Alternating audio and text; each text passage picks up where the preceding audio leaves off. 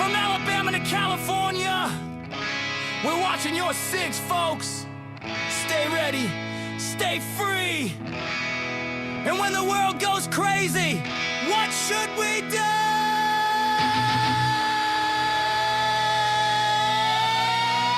Drink up, sing it fast. It's the Denton and Sasquatch show. Two voices you ought to know. From prepping tips to politics, they tell it straight. No tricks from Dixie to the Golden Coast. Freedom's what they love the most. Download the podcast, let the truth roll on the Denton and Sasquatch show. This place is half talk show, half weird daycare. I love it!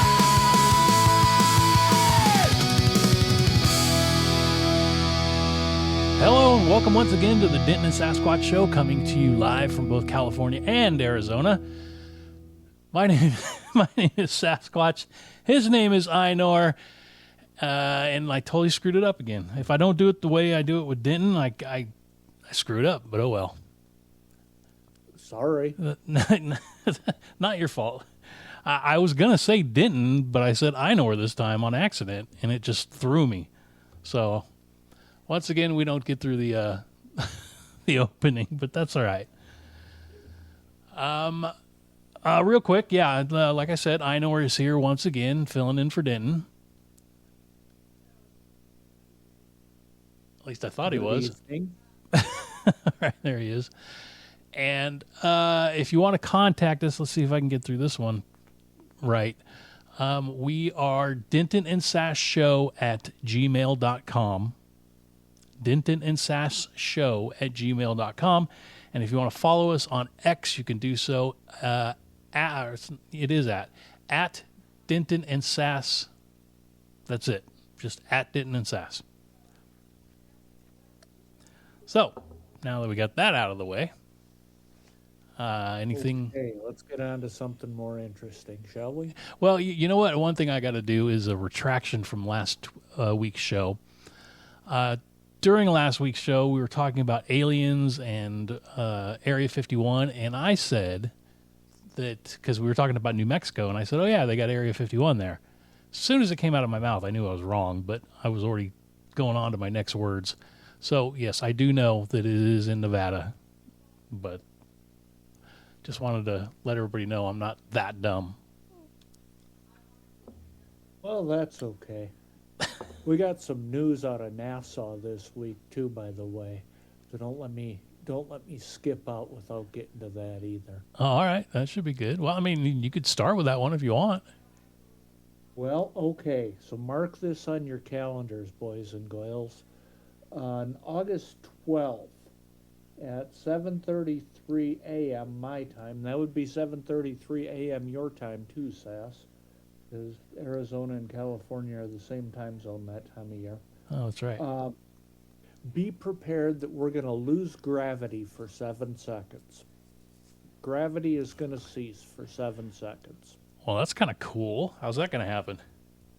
Apparently, there's two black holes, and a billion years or so ago, the two black holes did something or other. One came in front of the other, or went behind the other, or something with these two black holes. At any rate, the gravity field from the two black holes is going to finally get to Earth here on August 12th. And gravity's going to go away for 7 seconds. Wow. What if they're wrong and it goes away for like an hour? Well, that could be a problem. Yeah.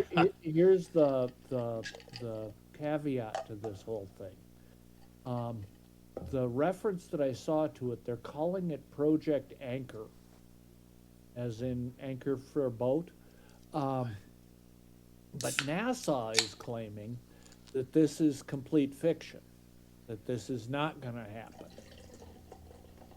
But then the converse of that has been, or the counter argument to that has been, do you really believe NASA?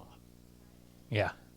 I mean, these are the people that have been telling us for 50 years that we landed on the moon, you know?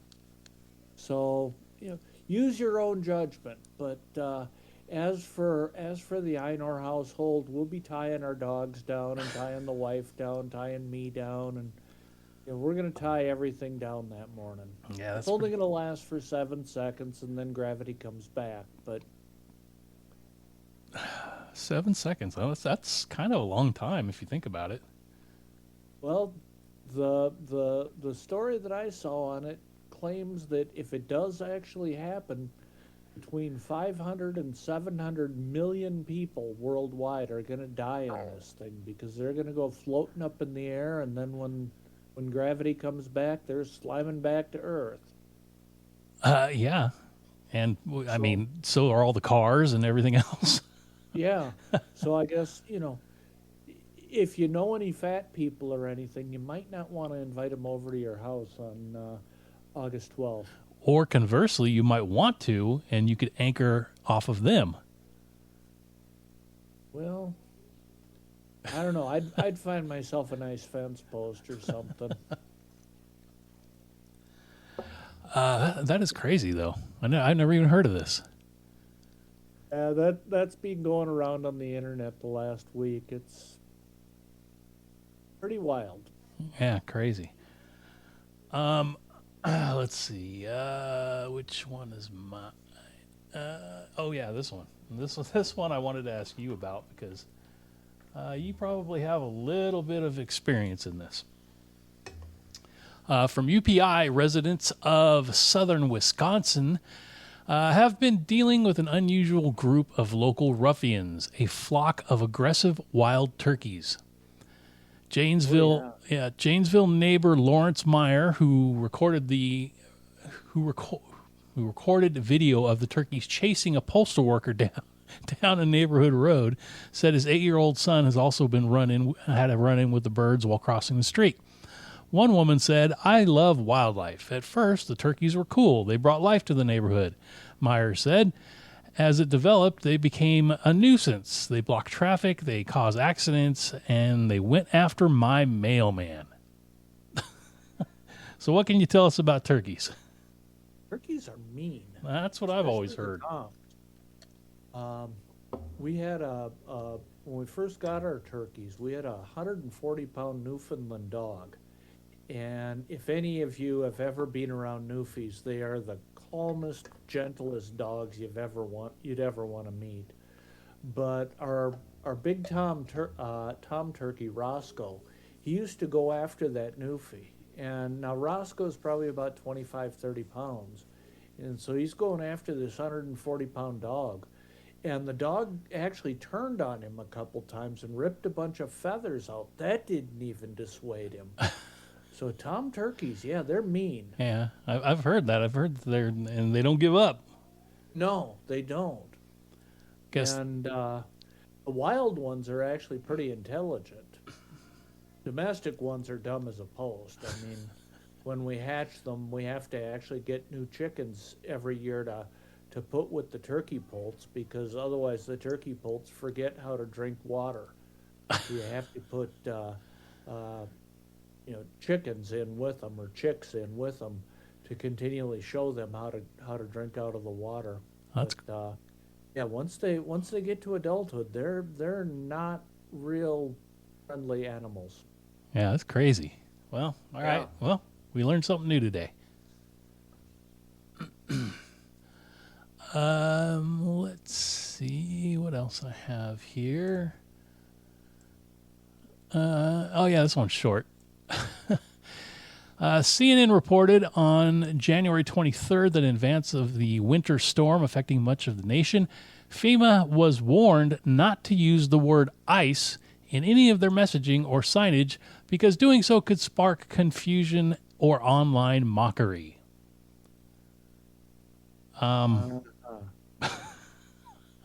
Is this what we've come to, really? I believe it is.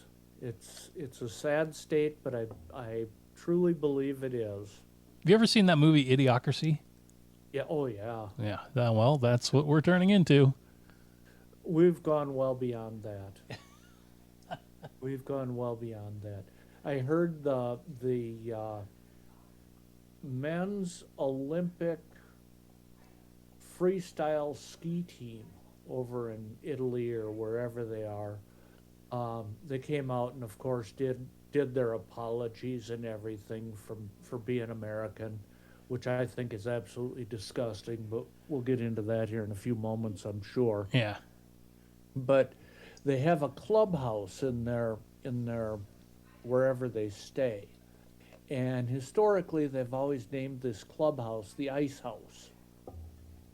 And this year they have decided that they cannot call it the Ice House anymore because it might offend somebody. So now they're calling it the Winter House. Now, is that pathetic or what? What a bunch of snowflakes we have in this country. Yeah, I mean,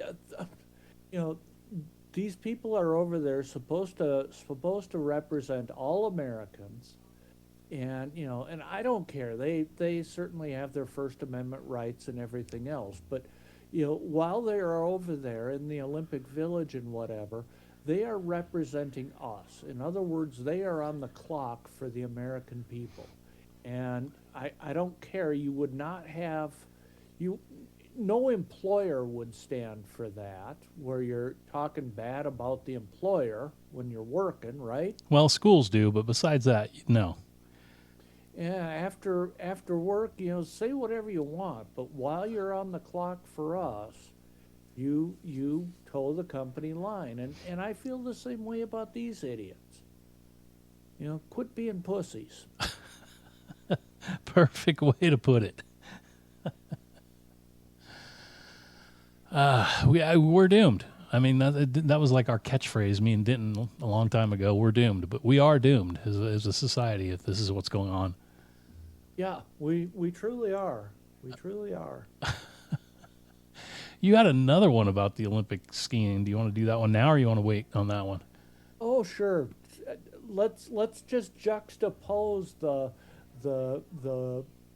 pussy freestyle team from the United States against the Italian ski jumping team. A German tabloid, Bild, that's spelled B-I-L-D, last month suggested some ski jumpers were injecting hyaluronic acid into their genitals. Ouch. Or wearing a condom-like sheath before undergoing the rigorous checks for ski suit sizing. The newspaper said the manipulation would justify wearing a larger ski jumping suit that might provide more lift and longer flight to capture more medals. Now, think about this. Consider this for a moment. You've got Italian ski jumpers, right, that are willing to shoot dope into their junk just to score better and do better representing Italy, representing their country. And our pussies are out there renaming their clubhouse because they're afraid of offending somebody. Think about that a moment.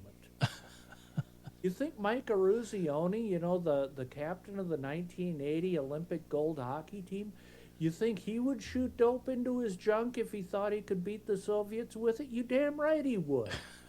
The whole team would be shooting dope into their junk if they thought they could win that game. They didn't have to, of course, but if the opportunity had been there, they'd have done it because they're real Americans, damn it. Patriots. America. That's right. Maybe Maybe the Americans should rename their clubhouse or whatever that thing is, like the toolbox, or maybe the pink. What do women wear? Not sachets. Well, if we get into that, we're going to go down a rabbit hole that is really not family friendly. All right, we'll move on then. Speaking of sports, are you having a Super Bowl party? I think I know the answer. I was going to say, I think I know the answer to this, but well, if you are, Heinz revealed that they are going to put out the Keg Chup. What is the Keg Chup, you ask? a 19.5-inch tall dispenser full of 114 ounces of that beloved sweet red condiment. KTLA TV reported that Heinz is hoping to stave off the horror of running out of ketchup at football parties. Jamie Mack, Associate Director of Brand Communications for Heinz, said the Keg-Chup is the ultimate game day companion that gives people the freedom to dip responsibly. I don't know how it helps them. Disgusting. Yeah, I wonder that too. It's like, is it open air tops where everybody's just putting their stuff in, or is there a pump, or I don't know. It sounds like there could be problems. Take your hot dog and just dunk it in. Maybe. And then, and what if most people don't know what their friends like on their hot dogs? What if everybody's a mustard person, and then you got this big huge tub of ketchup at home? Yeah. Although I did find one ketchup that I really, really like, and it's actually from your neck of the woods. The company that makes the, what do they call it, cock sauce? You know, the real hot, I can't even remember the brand name now, but they have a ketchup out now, and it's their hot sauce mixed with regular ketchup, and that's actually pretty good. Yeah, I've tasted some of the ones with like jalapeno in it or whatever, and they are pretty good. Yeah, it blows out the back of your head pretty good. It made me happy. Well, there you go. Then you know you got a good find. Yeah. All right, let's see where we are next. This is a good one. We don't try to do politics too often on here, but this one was just hanging out there. I had to grab it. In an attempt to appear hip with the younger generations by co-opting the same or some of their lingo, on Thursday, 2024 presidential election loser Kamala Harris rolled out a new name for her X account. The account was initially used for her failed campaign, but was rebranded as Headquarters 67. Now, if you don't know what that is, that's a take or a play on the 6-7 thing that was going around for a while. Yeah, what is that? I never did understand that. Well, it says here at the end of the story. Let me finish up here. The next day, Harris, however, after being universally mocked, changed the name yet again. With Headquarters 67, Harris was trying to show how cool and hip she is by co-opting a Gen Alpha meme using 6-7. The New York Post noted alpha brain rot slang 6-7 that kids sometimes used when asked a question that they're too lazy to properly answer. So there you go. That's what 6-7 is. If somebody were to ask you or if you were to ask a kid something and they didn't want to answer, they just go 6-7. Okay. Yeah, sounds about as stupid as it is.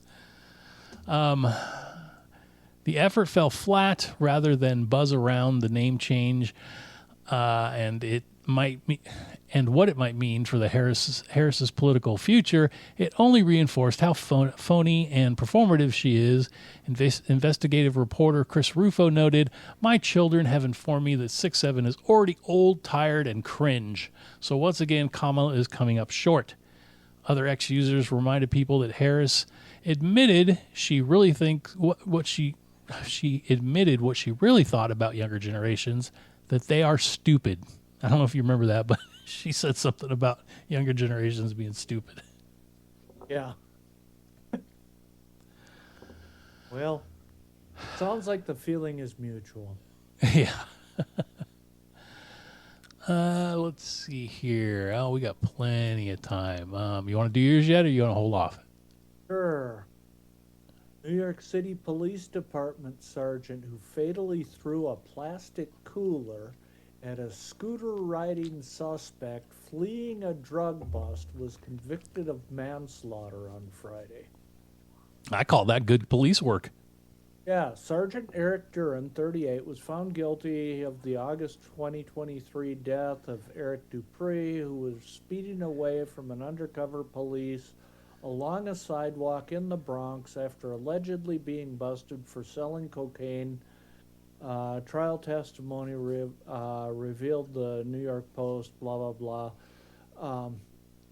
Duran became the first New York police officer, found guilty of a crime for killing someone while on duty in New York City in a decade.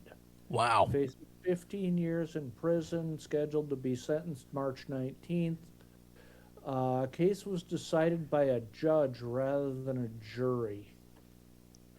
So, I guess my only question would be, did he have a cooler permit?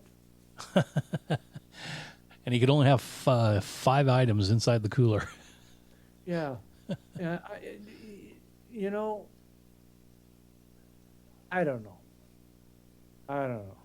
Well, the funny thing about that is you got a guy with a cooler, but if he would have pulled out his service pistol and shot the guy, he probably would have been okay. But since he threw a cooler at him, well, then you get 15 years. Well, the crazy part of it is here. Surveillance video shows Dupree driving on the sidewalk towards a group of people who do not appear to be in uniform. As he approaches, the video shows Duran picking up a red object, the cooler, throwing it at the motorcyclist's head from a close range. Dupree then loses control, is thrown towards a tree as the motorcycle veers into the street. The bike then smashes into a metal barricade before coming to rest against a parked car. He was pronounced dead minutes after the crash. Well, in every 80s movie that had like a cop in it, that was like a scene from every one of those movies. Oh, yeah. And I guess if the guy was riding the scooter towards a group of people, I mean, it would seem to me that it would be a self-defense thing, wouldn't it? Yeah, I mean, maybe the lawyers didn't try that, but yeah, that sounds like self-defense if you got some dude barreling down on you in the scooter. Yeah, and I don't know. The whole cooler defense thing, I don't see a problem here. Yeah, neither do I. Well, you know what? Maybe it's one of those new, what's his name? Mamdani? Mamdani? Maybe he's ordered everybody, if somebody throws a cooler, then they go to prison. That's entirely possible. And I guess trying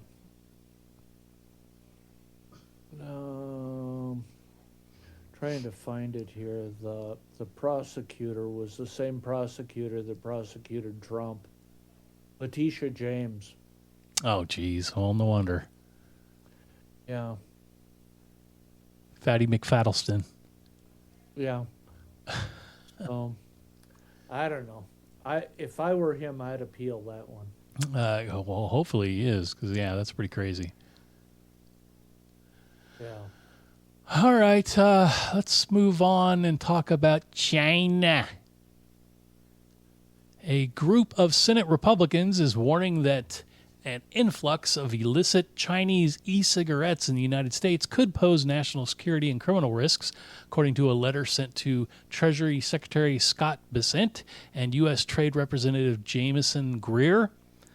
The letter, first reported by Fox News Digital, claims that these highly sophisticated vapes could be used by the Chinese Communist Party to spy on Americans and launder money for Mexican cartels. Senators warn of concerns that some of these devices can connect to users' cell phones.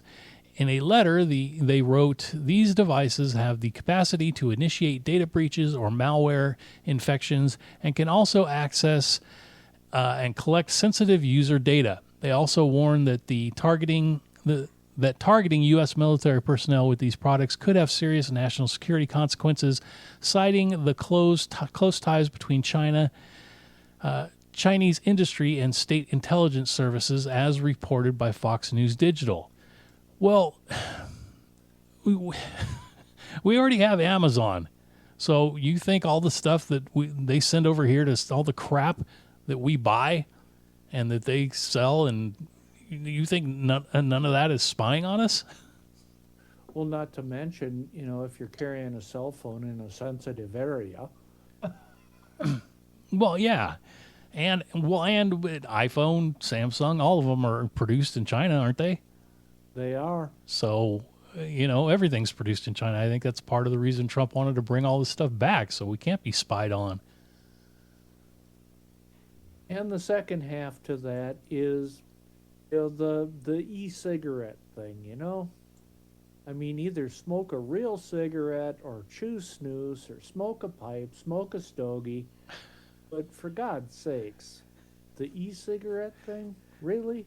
Yeah, it's I just get a weird feeling every time I see a guy puffing away on one of those. I'm like, ew. Yeah. That whole thing just never has made sense to me. Well, and the funniest thing, I don't know if you remember, when e-cigarettes were first coming out, they kept telling everybody, oh, quit smoking, do e-cigarettes. They're so much better for you. It's just water vapor. It's not going to hurt you. And now all of a sudden that, smoking is down, not very many people smoke anymore. Now they're saying, oh, the vape pens are bad for you. You shouldn't be using those. So it's like, Yeah. It's the government whittle it down until there's nothing left. Yeah. I don't know, man. If I were still a smoker, I would be out in the streets. I would be out in the streets rioting. I mean, no, I'm serious as a heart attack, man. You look at how much tax there is on that stuff now. What's tax on a pack of cigarettes now? Probably $1.50, $2. I don't know. Or a stogie. Back when I quit smoking stogies about 2 years ago, they were paying around $2 a piece just in tax on a cigar. And what do they use that for? They build stadiums and all kinds of other stuff for it. Well, okay, I want a street named after me. I paid enough taxes over the years when I was smoking. I want some recognition of all the good that I have done for society, paying all those taxes all those years. Well, that's a good idea. Every damn city in the country has a street named Martin Luther King something or other. How many stadiums did he build? Well, maybe you can talk to the state of Arizona and see if they'll make one of those stadiums with your name on it. Oh, believe me, I've sent Katie Hobbs multiple letters to that effect, but no response yet. Well, she's an idiot, can't read, so. Well, there's that. There is a blacked out truck sitting out in front of my house all the time now, so I don't know, maybe that has something to do with it. It might. You better watch out. All right, let's move on here. Authorities searched a Las Vegas home on Saturday, uncovering a suspected unlicensed biological lab and seizing refrigerators containing vials of unknown liquids. According to the Las Vegas Metropolitan Police Department, the investigation conducted with the FBI is connected to an earlier illegal lab, which we did the story here on the Denton and Sasquatch show, with an earlier illegal lab case in Reedley, California from 2022, in which samples labeled as HIV, malaria, and other pathogens were discovered. During a joint press briefing, Clark County Sheriff Kevin McHill said that investigators found a refrigerator containing vials filled with unknown liquids inside the East Valley residence near Washington Avenue and Hollywood Boulevard.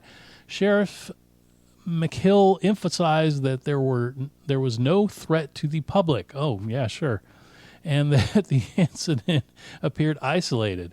The substances will be transported to a secure health facility for further testing to determine if they are hazardous. In the 2022 Reedley investigation, officials discovered thousands of vials of biological materials, some labeled with names of dangerous pathogens, along with genetically modified mice used for research purposes. A congressional report noted that the Reedley lab received funding from Chinese banks, imagine that, and was storing infectious agents such as HIV, dengue fever, and COVID-19. The Environmental Protection Agency was later called in to remove hundreds of bottles of chemicals from the site.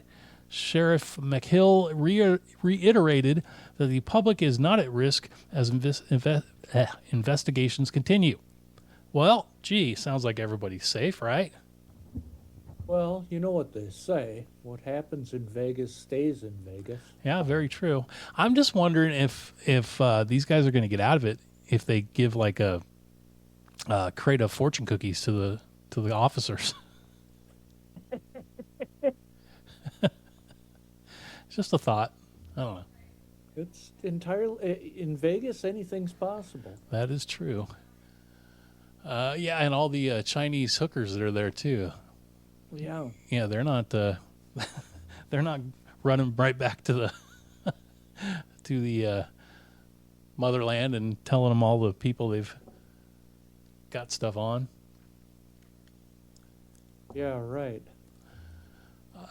This one, I did this one because it's kind of cute, but also because I had a question. Okay, this is from UPI. An 11-year-old juggler from Wisconsin broke the Guinness World Record by using a Pindaloo to make 51 rotations in under 30 seconds. Okay, first of all, do you know what a Pindaloo is? Haven't a clue. Well, it looks like your U-drain under your sink. Okay. So it's, if it's like half a circle, Okay. Like the U-drain. And I guess the tennis ball fits inside of it, and you're supposed to wiggle it a certain way, and the ball will go from one end out the top back into the other side. I don't know, but if you're using a Pindaloo, it's not juggling. It's Pindalooing. Sounds right to me. Caleb Hunter used his Pindaloo, a U-shaped juggling tool that takes a ball in one hole and spits it out the other. Wow, that could be taken the wrong way. To break the record for the most loops of a ball with a Pindaloo in 30 seconds in the under 16 category. So they actually have categories for this? Okay. It goes out the front, it loops over the back, and it lands in the one that you're holding, Hunter told WBKO. You have to keep the momentum, but it's also fun to play play with. See how high you can get it, see how fast you can get it to go. He said breaking the record took a lot of practice. Well, okay, I mean, I guess it's better than him playing video games. Or shooting his thingamajig full of dope. Yeah, that would not be good, especially if, he hasn't fully developed yet. Well, we had the Italians earlier today talking about that, so. Yeah, those Italians, man, they let the kids drink wine early and do all kinds of stuff, so you never know. Yeah. All right, spending too much time staring at your phone?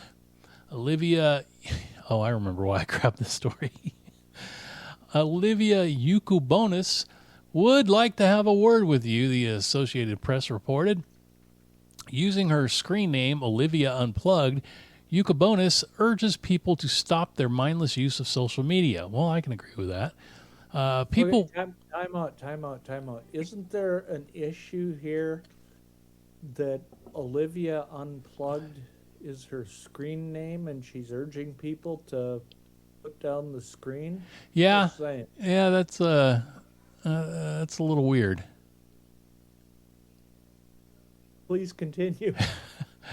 Let's see. Urges people to stop their mindless use of social media. People will comment and they'll be like, here's the part. This is why I grabbed this. This is her quote.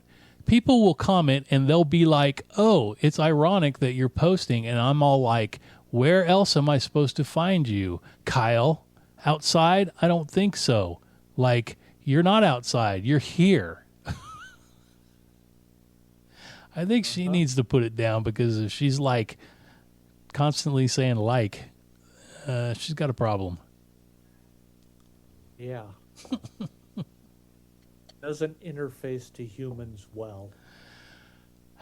Yeah. Yeah. I'm not going to get into that, but I've seen it firsthand.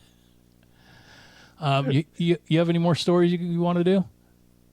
No, those are the ones that I saw here that tickled my funny bone. All right, then that means it's time for weird news.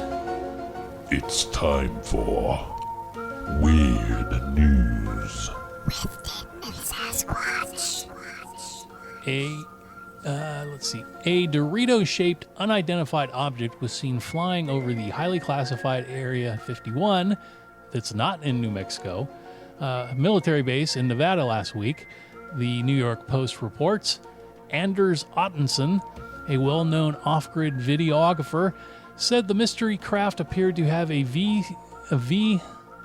similar V-wing profile, but flatter trailing edge with no visible wings and a jagged rear section compared to the B-2, but acknowledged that he wouldn't rule out that it was actually a B-2 or another military aircraft. Ottensen acknowledged that the latest sighting fell in line with recent reports of a similar Dorito-shaped aircraft seen flying over the remote desert regions in Southern California. When the military was asked for a comment, General Mills said, yes, we know about the Dorito-shaped spacecraft, and we are happy to announce one is Cool Ranch flavored and the other is the more elusive taco flavor. Okay. Did that one? And this is coming direct from General Mills, so you know you can trust it. Okay, good. You caught on. Oh, I love to add my own little twist to these things. Next up in weird news, we're going to go to the Hey Dumbass files. A boat captain in the Florida Keys, Bradford Todd Picarillo, 65, is well placed to allegedly find huge amounts of cocaine just floating in the sea. So it was no surprise that Picarillo had the goods. His mistake was selling a kilogram to an undercover officer from the Monroe County Sheriff's Office. According to CBS 12, Picarillo was arrested after meeting with a cop whom he told to bring a cooler to make it look like he was just getting fish. He also bragged he had another 100 pounds of cocaine for future buys. Officers also found $8,000 in cash and a handgun. Picarillo faces 3 felony counts. Well, dumbass. Uh-huh. Don't they have a number down there that you can call and just turn it in and get some kind of a significant but small reward for it anyway? Yeah, I would suppose, but apparently this guy's greedy and wanted it all. I guess. I mean, if you're going to sell coke, vet your buyers first. And certainly don't tell them to bring a cooler. Yeah, or that you got another 100 pounds or whatever he said. All right. What is this one? Oh, another Guinness World Record. From UPI, it's been confirmed a massive reticulated python discovered in the Maros region of Indonesia is officially the longest wild snake to be formally measured. The record-keeping organization said it reviewed evidence confirming that the female snake measured 23 feet and 8 inches in length. The snake is currently in the care of conservationist Budi Purwanto, licensed snake handler Diaz Nagarana, and natural history photographer Radu Ferrenti.